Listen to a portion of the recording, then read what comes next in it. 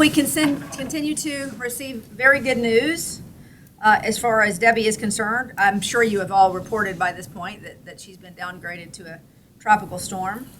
Our local impacts, looks like the worst of it for us is going to be over the next 12 to 18 hours. We're going to continue to see those rain bands coming in and the winds gusting to 35, 45 miles per hour.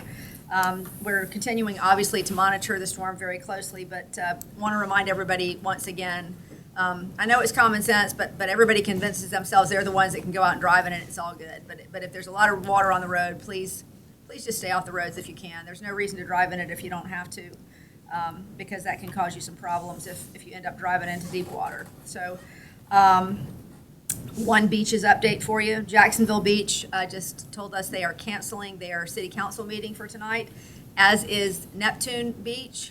And that includes budget committee meetings this afternoon for Jacksonville Beach. So if you're planning to go out to any of those things, those are canceled for today. They'll provide updates when those things are rescheduled. But with conditions starting to improve tomorrow, the city is going to have everybody come back to work.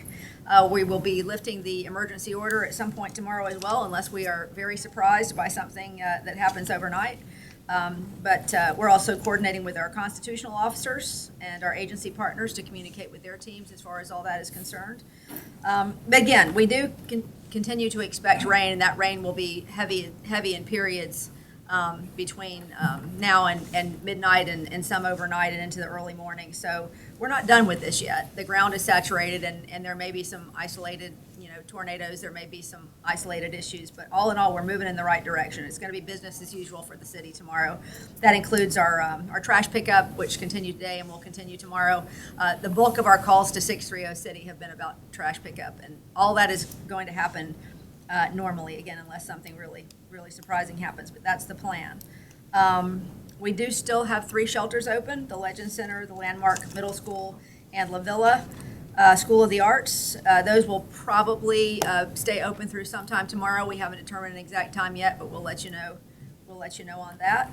JTA bus service proceeding today, as long as it's safe to do so. Skyway is closed, however, and the ferry just shut down per Coast Guard orders, so you can't use the ferry for the rest of the afternoon. Connection and Connection Plus and Clay paratransit services are only providing life-sustaining trips today.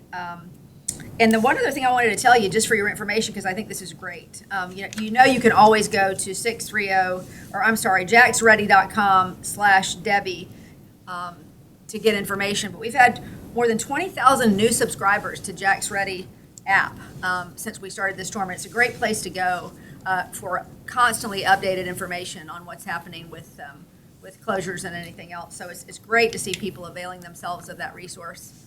And at this point, I will turn things over to Scott at the National Weather Service. Scott, you may use my box. Thank you. Thank you, Mayor Deegan. I don't think I'll need the box right now. Hey, good afternoon, everyone. My name's Scott Cordero with the National Weather Service. I'm the meteorologist in charge over there. From now until about sunset is when we're going to receive the bulk of our thunderstorm activity that can produce winds between 45 and 55 miles an hour. Otherwise, generally, winds will be about 20 to 30 miles an hour, and with some higher gusts, particularly around 45 along the Intercoastal Way, the St. Johns River, and near the beaches.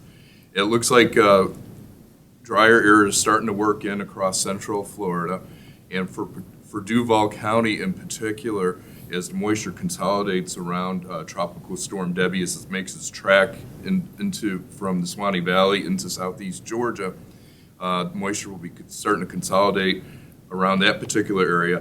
For southeast Georgia, we still have some concerns, but our concerns are conditions will be diminishing to favorable conditions across here in Duval County, starting tomorrow, especially as the day progresses. We're not out of the woods yet for today. We still may have some additional rain banding and maybe some isolated strong storms where it can produce winds of 45 to 55 miles an hour with individual thunderstorms as well as localized flooding. And after sunset today, that convection or thunderstorms should be dissipating with still some lingering showers and heavy showers around the area. With that said, I'm going to pass it along back here to Mayor Deegan. Where shall we go next? No, okay, we'll open it to questions then. If anybody has questions, feel free. Mayor, with any possible winds coming, like this gentleman said and like you said as well, is there any chance that bridges could be shut down at some point? Well, normally the threshold for bridges is sustained to 40, but obviously that's always a judgment call from police officers if they think that something's happening that causes that to happen on a spot basis. But we don't see anything on the horizon that would cause the bridges to be shut down on any sort of long-term basis beyond what might happen in individual instances. So I don't think that's a real concern. Mayor Deegan, how many people are utilizing the shelters? Are there anywhere near capacity right now? We've got about a couple hundred overall of the shelters right now, so not at capacity, but they certainly have been used. Okay, all good. Thank you, everybody. Appreciate your time.